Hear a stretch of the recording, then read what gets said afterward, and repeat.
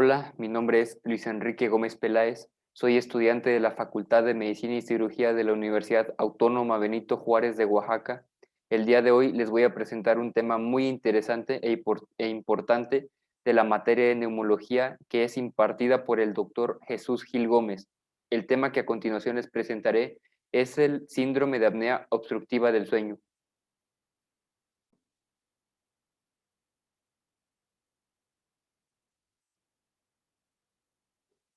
La AMS, que es la Academia Americana de Medicina del Sueño, define al síndrome de apnea obstructiva del sueño como una enfermedad que se caracteriza por episodios repetitivos de obstrucción total, es decir, apnea, o una obstrucción parcial, denominada hipopnea de la vía aérea superior, cuando la persona está durmiendo.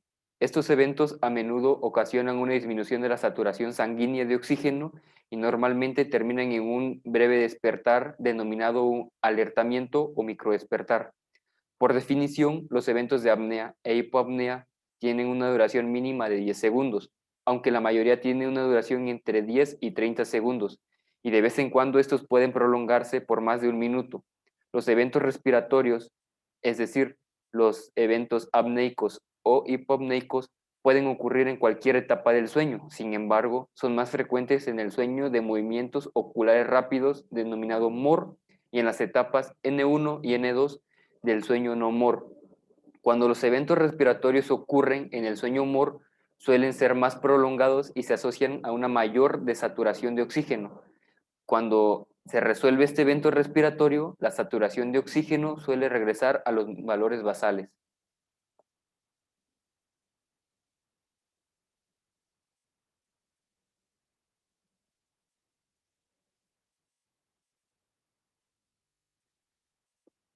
Una apnea es la disminución en el flujo respiratorio del 90% con respecto al flujo base, es decir, el flujo anterior al evento apneico.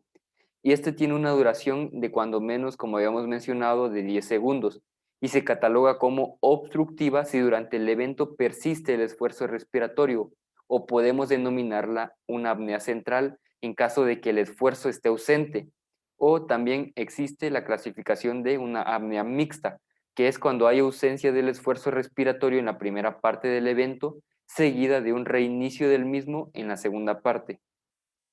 Es importante hacer notar que una apnea no siempre se acompaña de una desaturación de oxígeno. La Academia Americana de Medicina del Sueño tiene dos definiciones de hipopnea. La recomendada nos dice que es una reducción en el flujo respiratorio del 30% con respecto al flujo base. Si recordamos, la definición de la apnea es una reducción del 90%. En una hipopnea es una reducción entonces ahora del 30% con respecto al flujo base. Y este tiene una duración de menos de 10 segundos, que a diferencia de la apnea es igual de cuando menos de 10 segundos, pero como vimos puede prolongarse desde 10 hasta 30 segundos.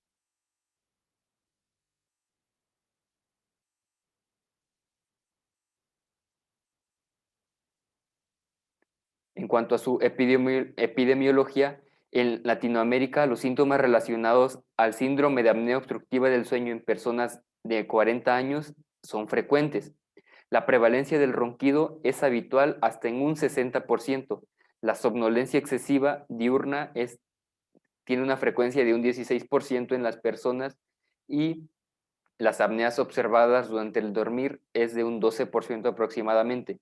En la Ciudad de México, a través de cuestionarios y poligrafía respiratoria, se estimó una prevalencia del SAOS, que es síndrome de apnea obstructiva del sueño, de un 2.2% en mujeres y un 4.4% en hombres, es decir, es más frecuente en hombres. Y dicha estimación aumenta de manera exponencial al incrementar el índice de masa corporal.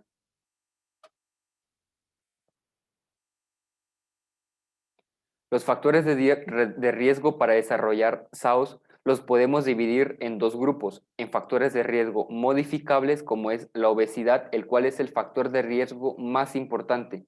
La prevalencia del SAOS y el índice de masa corporal tienen una relación directamente proporcional, es decir, a mayor IMC, mayor prevalencia de SAOS. la cual puede ser de hasta de un 60% en clínicas de cirugía bariátrica. Por otra parte, la circunferencia del cuello es un marcador de obesidad central, que es el factor que mejor produce el diagnóstico de SAOS. En mujeres, el riesgo de SAOS está dado por una circunferencia de cuello de 38 centímetros, mientras que en hombres es de 40 centímetros. Por otra parte, otro factor de riesgo modificable es el consumo de alcohol, tabaco e hipotónicos que incrementan la intensidad del ronquido y el número de eventos respiratorios durante el dormir.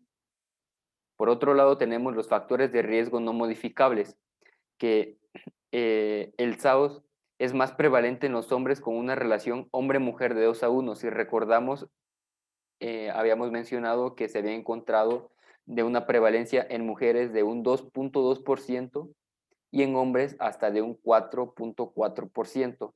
Y esta característica protectora, por así llamarlo, en mujeres se pierde después de la menopausia.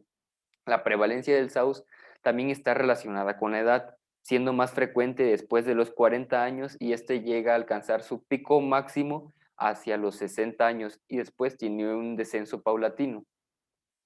Por otra parte, dentro de los factores de riesgo no modificables nos encontramos las alteraciones anatómicas craneofaciales como es la retronactia, que esta es una deformidad dentofacial en la que ambos maxilares se encuentran desalineados entre sí, causando una discrepancia antero-posterior entre la mandíbula y el maxilar.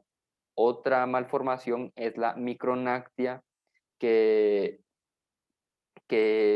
es la afectación en la que la mandíbula es más pequeña de lo normal, y también una macroglosia, que es cuando la lengua es más grande de lo normal, así como el paladar en ojival, que forma parte de los factores de riesgo no modificables, que el paladar ojival es cuando el hueso del maxilar superior es más estrecho que el inferior, y esto se acompaña con problemas congénitos como es la trisomía 21, el síndrome de Prader-Willi, el síndrome de Marfan, así como también el síndrome de Crouzon.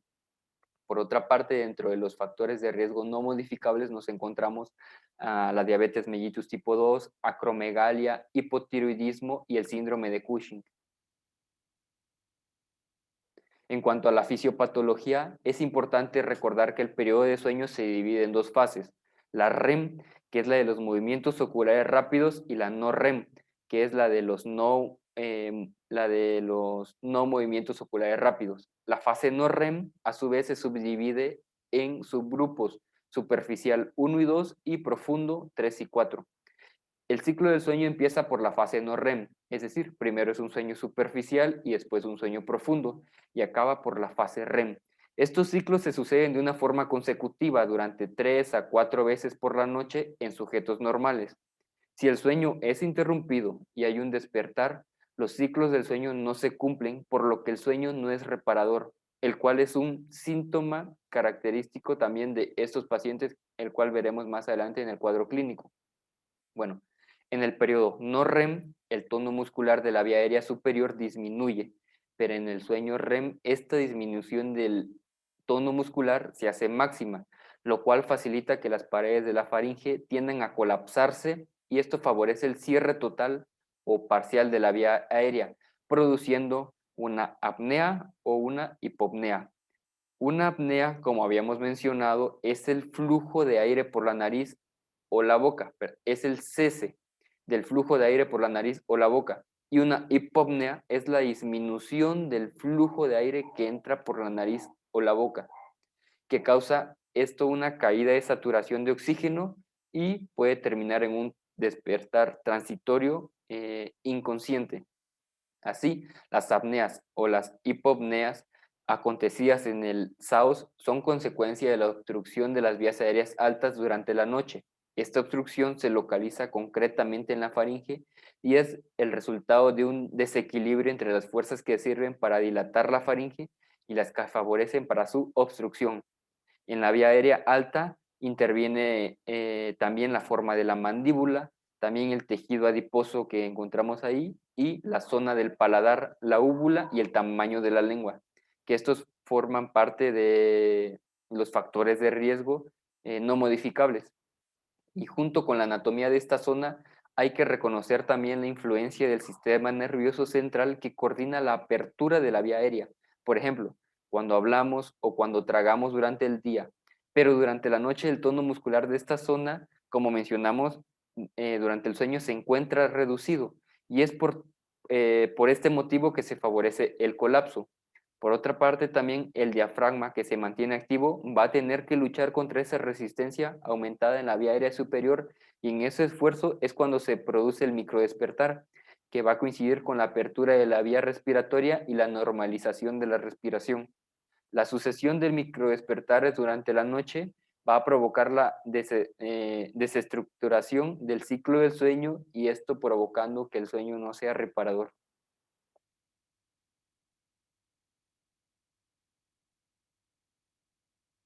En cuanto al cuadro clínico, el cuadro clínico se puede dividir en síntomas nocturnos y en síntomas diurnos. Los síntomas nocturnos son generalmente referidos por el compañero de habitación, porque normalmente la persona que está dormida no se da cuenta si ronca o no ronca las noches. El ronquido habitual es de al menos 5 noches por semana, que es el síntoma cardinal de la enfermedad, y este es intenso y generalmente se presenta durante toda la noche y suele ser independiente de la posición corporal. Otros síntomas nocturnos son las apneas o ahogos presenciados durante el dormir, es decir, las disneas nocturnas. Y en ocasiones estas son referidas como paroxísticas nocturnas, que son muy parecidas a la insuficiencia cardíaca, pero a diferencia de esta, la disnea por SAOS se elimina inmediatamente al despertar. Por otra parte, otros síntomas también nos encontramos con la nicturia, diaforesis, movimientos excesivos, los somniloquios, que es hablar durante el sueño, y en ocasiones se puede presentar síntomas de reflujo gastroesofágico. Por otra parte, los síntomas eh, diurnos, sí, por otra parte, los síntomas diurnos, nos encontramos que el más importante es la somnolencia excesiva. ¿Por qué? Porque como le había mencionado, el sueño no es reparador y pues el paciente se encuentra muy somnoliento durante todo el día.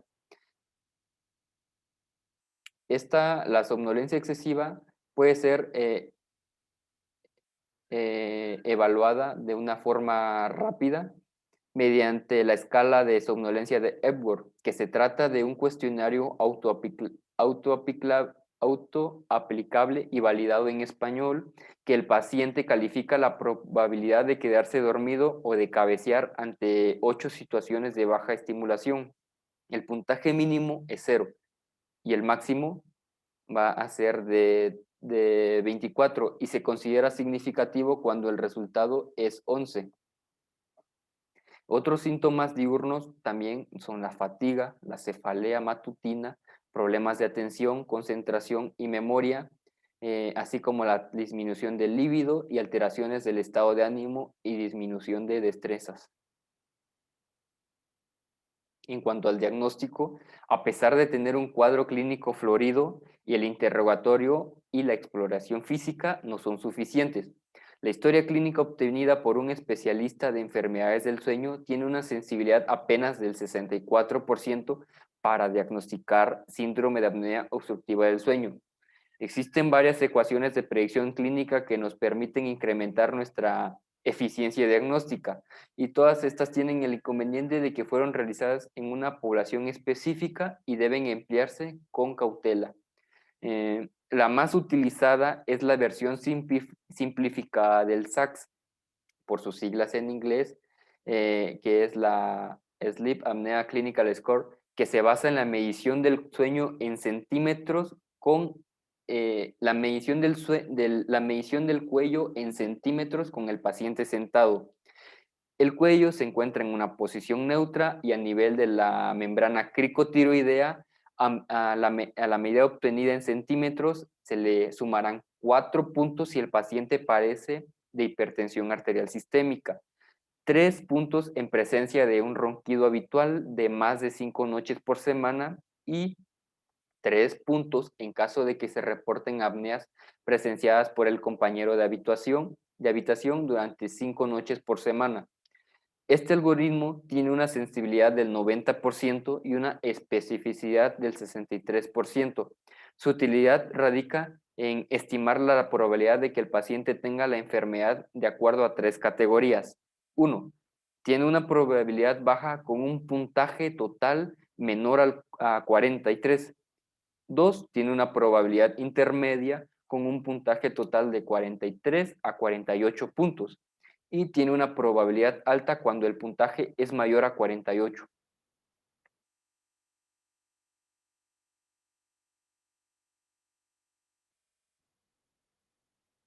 El estudio considerado como el estándar de referencia es la polisonografía, PSG, nocturna, que consiste en que el paciente acuda a un laboratorio del sueño y un técnico especializado le coloque sensores de electroencefalograma, electrooculograma, electromiograma de mentón y tibial anterior, así como un micrófono para ronquido.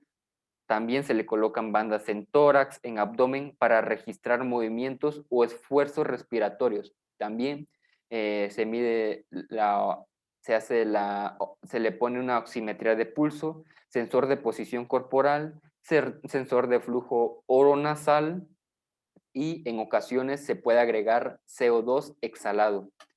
Mm, Para esto es necesario que personal especializado estadifique el estudio, lo cual se puede realizar de una forma manual, y la estadificación consiste en que el técnico califica en periodos de 30 segundos de duración los eventos respiratorios, es decir, se identifican y cuantifican los eventos respiratorios de acuerdo con lineamientos internacionales. También existe un sistema de estadificación para las señales que registren sueño, ronquido y movimientos de extremidades, entre otros. Una polisonografía se puede realizar en dos formatos. El más utilizado es el registro basal completo, que esto implica de ser necesario que se realizará una segunda polisonografía para la titulación de un dispositivo de presión positiva. El otro formato es el de noche dividida. En esta se fragmentará el estudio en una primera parte que será basal, que es la diagnóstica, y en una segunda parte en la que se podrá titular un dispositivo de presión positiva. Esta segunda modalidad está indicada cuando se documenta un índice de apnea-hipopnea y eventos en las primeras 2 horas del sueño. El índice de apnea-hipopnea adquirido en la polisonografía se obtiene al dividir el número de apneas e hipopneas entre el tiempo total del sueño. Actualmente es el parámetro más utilizado para definir gravedad de la enfermedad. Un índice de apnea-hipopnea menor a 5 eventos por hora se considera normal. Cuando es entre 5 y 15 se le considera como una enfermedad leve, y cuando es de 15 a 30 eventos por hora se le considera como una enfermedad moderada. Pero cuando los eventos aumentan a más de 30 eventos por hora, el síndrome de apnea obstructiva del sueño se le considera como grave.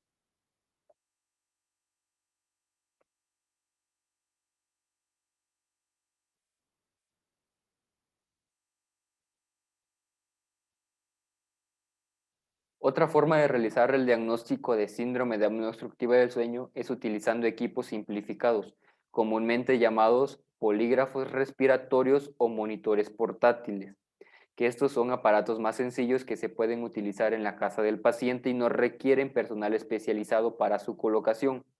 Estos miden parámetros cardiorrespiratorios como oximetría de pulso, flujo de aire, que el flujo de aire lo miden generalmente a través de un sensor de presión nasal. También miden la frecuencia cardíaca, la posición corporal, presencia de ronquidos, presencia de movimientos respiratorios, y esto mediante las bandas de tórax y abdomen que se le colocan, así como también la tonometría arterial, movimiento en extremidades, entre otras cosas.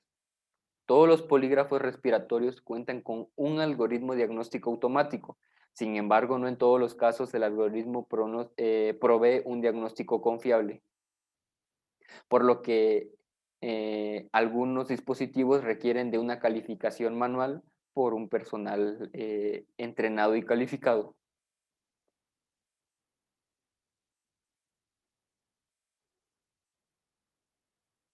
En cuanto al tratamiento médico, nos encontramos que existen medidas generales y el objetivo de estas medidas es reducir los factores de riesgo que favorecen o agravan un síndrome de apnea obstructiva del sueño.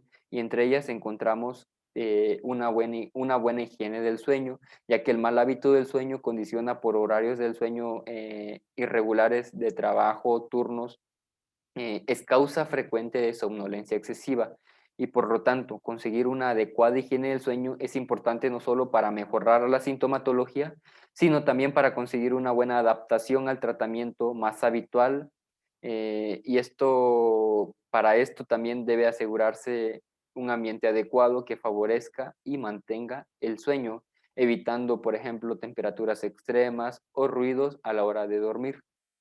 Por otra parte, también es importante la pérdida de peso, ya que un porcentaje relevante de pacientes con síndrome de apnea obstructiva del sueño es obeso o al menos tienen sobrepeso. Y aunque no está clara su patogenia en la enfermedad, la reducción de peso en estos pacientes se traduce en una mejoría del síndrome de apnea obstructiva del sueño. Por otra parte, también la ingesta alcohólica, bien es conocido que el efecto del alcohol es relajante, es decir, produce una relajación muscular y su consumo va a deprimir la actividad de la musculatura dilatadora faríngea, precipitando y o agravando un síndrome de apnea obstructiva del sueño existente, debido a que este efecto favorece el desequilibrio entre las fuerzas dilatadoras y las constrictoras de la vía aérea superiores. Por otra parte, el tabaco también, los fumadores tienen un mayor riesgo de desarrollar roncopatía y se ha observado que este puede disminuir tras reducir el hábito del tabaco. También encontramos fármacos como las benzodiazepinas que disminuyen la respuesta ventilatoria a la hipoxia y la hipercapnia durante el sueño y la vigilia y pues es mejor evitar su empleo en los pacientes que padecen el síndrome de apnea obstructiva del sueño y si es necesario utilizar inductores del sueño, es preferible emplear hipopnóticos no benzodiazepínicos como el solpidem, la sopiclona, que son de una vida media corta. Por otra parte, también nos encontramos aquellos pacientes que padecen hipotiroidismo, que la prevalencia del síndrome de apnea obstructiva del sueño en sujetos con hipotiroidismo es más elevada que en la población en general y el tratamiento sustitutivo va a reducir significativamente el número de apneas e hipopneas en estos pacientes. También es importante tomar una buena posición corporal a la hora de dormir, ya que casi todos los síndromes de apnea obstructiva del sueño se agravan al adoptar la posición de decúbito supino y en algunos pacientes solo tienen apneas en esta posición, por lo que va a ser mejor evitarla y optar por la colocación de algún objeto molesto como pelota o botones en la espalda fijadas en la prenda de dormir también puede ser eficaz en los casos leves a un corto medio plazo.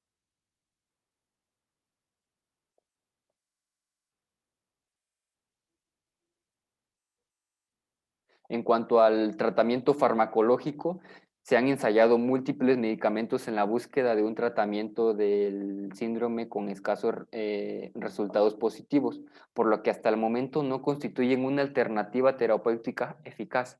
Los más empleados han sido la protriptilina y la medroxiprogesterona, pero los pequeños resultados y los efectos secundarios que tienen estos medicamentos limitan su acción por lo que deben considerarse una opción de último recurso. La investigación farmacológica se centra en los últimos años en el papel de los inhibidores selectivos de la recaptación de serotonina, pero como les digo, aún no han habido grandes avances satisfactorios para decir que ese es el tratamiento indicado. Eh, bueno, tenemos el tratamiento con oxígeno también, que el papel del oxígeno como tratamiento complementario del síndrome de apnea obstructiva del sueño continúa siendo controvertido. Inicialmente este se desaconsejó al prolongar la duración de las apneas en sujetos normocápnicos. Sin embargo, también se comprobó que reducía el número total de apneas con la consiguiente disminución del porcentaje de tiempo en apneas. Su mecanismo de acción no está claro y su empleo podría considerarse en pacientes con síndrome de apnea obstructiva del sueño e insuficiencia respiratoria, cuya oxigenación no mejora a pesar del tratamiento con CPAP, que más adelante vamos a ver qué es el CPAP, y que por otra parte es muy inusual en que un paciente presente una insuficiencia respiratoria solamente por un síndrome de apnea obstructiva del sueño, especialmente si hay hipercapnia, debiéndose buscar otros problemas asociados como la obesidad, problemas cardíacos o respiratorios como es el EPOC, así también como la toma de fármacos que condicionan una disminución del estímulo respiratorio. Mm, Bueno, y hasta el momento, pues los fármacos utilizados para mejorar los trastornos respiratorios durante el sueño han demostrado cierta eficacia cuando han sido combinados con la CPAP o con cirugía.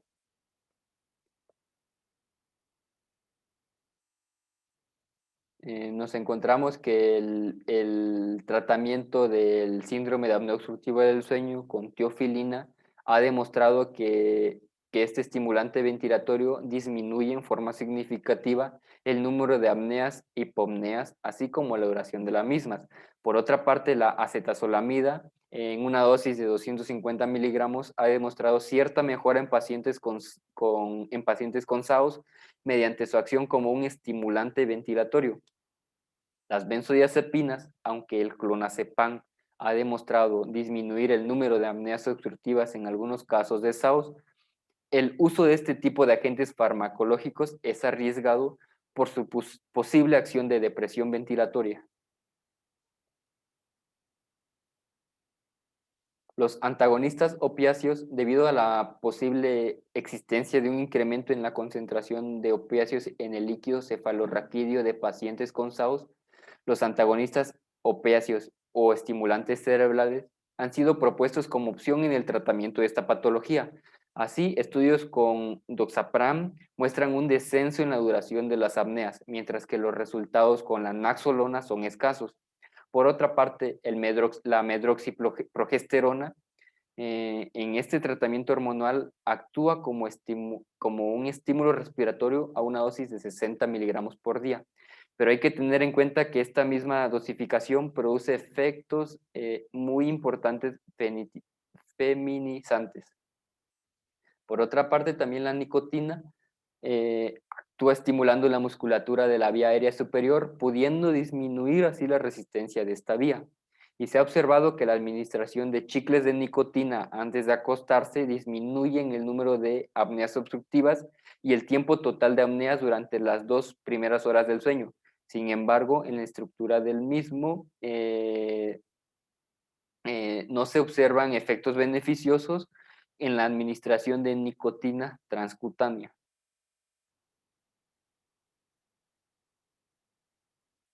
Con respecto a los fármacos psicotrópicos, los agentes antidepresivos han sido utilizados en el tratamiento del síndrome de apnea obstructiva del sueño debido a su capacidad de disminuir el sueño REM, fase en la que las apneas son más importantes y frecuentes, y varios trabajos ya demostraron que el efecto de la proptilina en la reducción del número de apneas es significativa.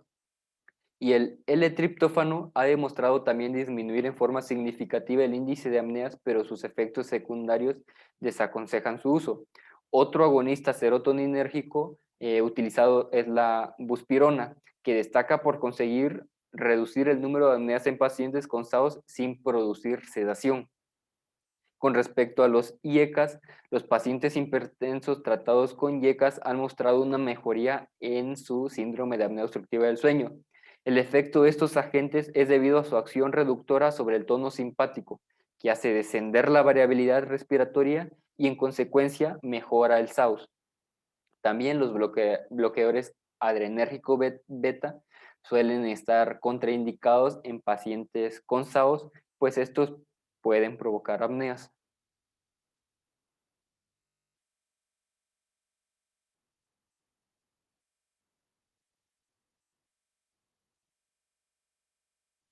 Y bueno, por otra parte, el SAOS secundario de enfermedades endocrinas como el hipotiroidismo o la acromegalia pueden llegar a solucionarse mediante el tratamiento farmacológico con tiroxina, somatostatina y bromocriptina respectivamente.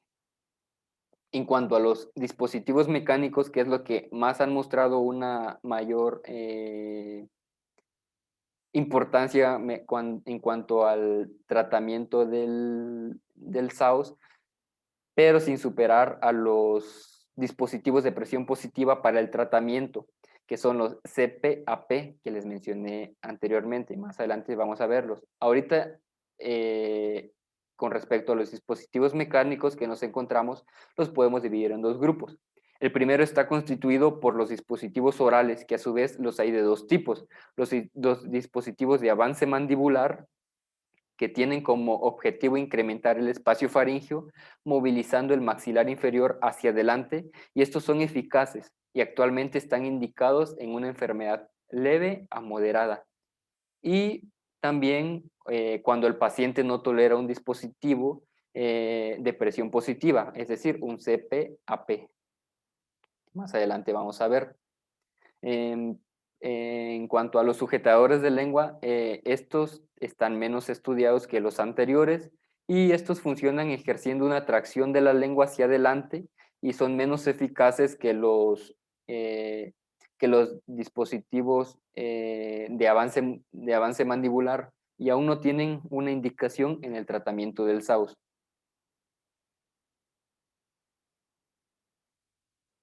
El segundo grupo de dispositivos mecánicos está constituido por los dispositivos de presión positiva en la vía aérea. Estos son pequeños y silenciosos compresores que a través de un circuito y una mascarilla aplican presión positiva en la vía aérea. Funcionan como una férula neumática incrementando la presión transmural, es decir, la presión transmural positiva, y amplían el área de sección transversal de la faringe, y esto aumentan también el volumen pulmonar, evitando así su colapso.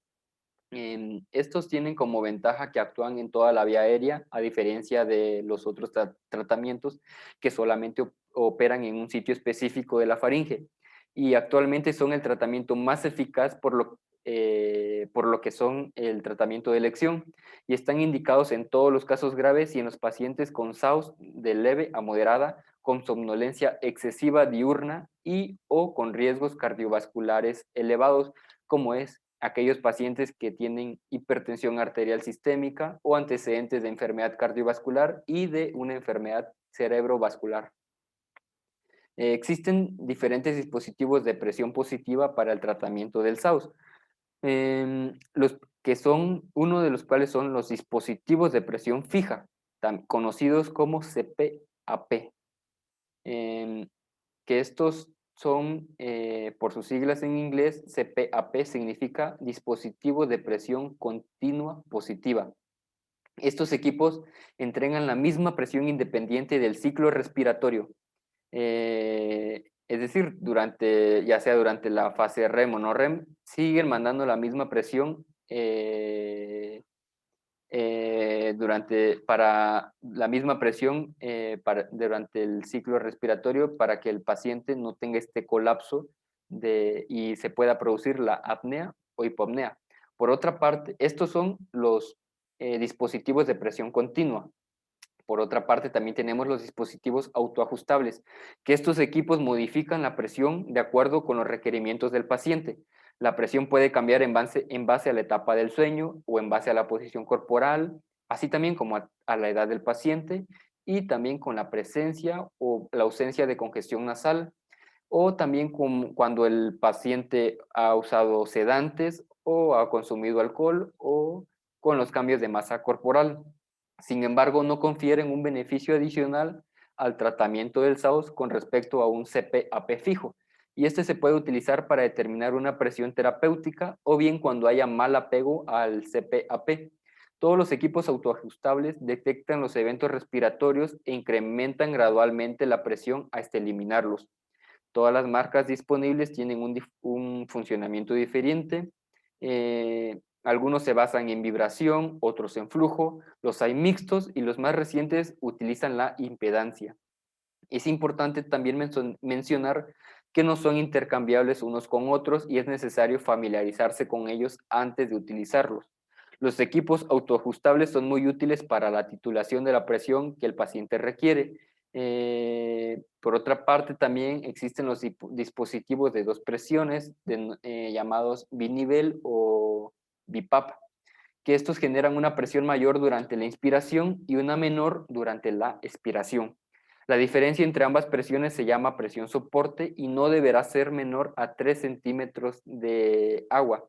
Estos equipos tampoco confieren una ventaja con respecto a un CPAP convencional y actualmente están indicados para el tratamiento del SAUS en pacientes con mal apego a un CPAP fijo y en aquellos que manifiestan una presión expiratoria excesiva o en pacientes que además del SAUS cursan con hipoventilación. Existen también dispositivos autoajustables de dos presiones. Estos equipos cuentan con un algoritmo automatizado que incrementa la presión respiratoria y la presión inspiratoria y la expiratoria en respuesta a eventos obstructivos. Y si bien pudieran ser eficaces, aún tienen que demostrar su utilidad e indicación para el tratamiento del SAUS. Los equipos autoajustables de dos presiones no deben utilizarse para el tratamiento empírico del síndrome de hipoventilación, obesidad. La presión necesaria para mantener la permeabilidad faríngea varía de un paciente a otro y la forma más exacta de calcularlo es de forma manual durante la polisonografía, en la cual el técnico incrementará gradualmente la presión hasta encontrar la presión bajo la cual se eliminan los eventos obstructivos y se mejora la arquitectura del sueño y se corrige el intercambio gaseoso. Una forma alternativa y útil como la anterior es utilizando un dispositivo autoajustable. Y bueno, por otra parte, el tratamiento, con respecto al tratamiento quirúrgico, existen diversas técnicas quirúrgicas disponibles para el tratamiento del SAUS. Todas tienen como objetivo corregir el sitio anatómico de la obstrucción de la naso-oro y o hipofaringe, la más antigua y efectiva, pero en desusos por sus complicaciones en la calidad de vida es la traqueostomía.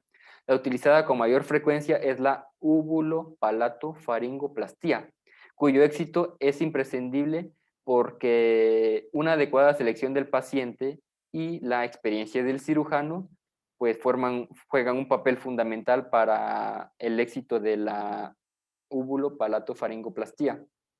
Los predictores de éxito para esta cirugía más importantes son un índice apnea-hipopnea menor a 38 eventos por hora y también que el paciente no tenga retronactia. Esta cirugía está indicada en presencia de defectos craniofaciales evidentes y también en una SAUS de leve a moderada y cuando el paciente no tolere un equipo CPAP. Posiblemente también la combinación de varios procedimientos quirúrgicos en pacientes bien seleccionados den mejores resultados que intervenciones aisladas. En cuanto al pronóstico y complicaciones, las complicaciones cardiovasculares del SAOS son las que más inciden sobre la mortalidad y la calidad de vida de los pacientes. Un paciente con SAOS que no recibe tratamiento a 10 años tiene un riesgo de 2.8% a desarrollar un evento cardiovascular fatal en relación con uno sano y de un 3.17% de presentar un evento cardiovascular no fatal.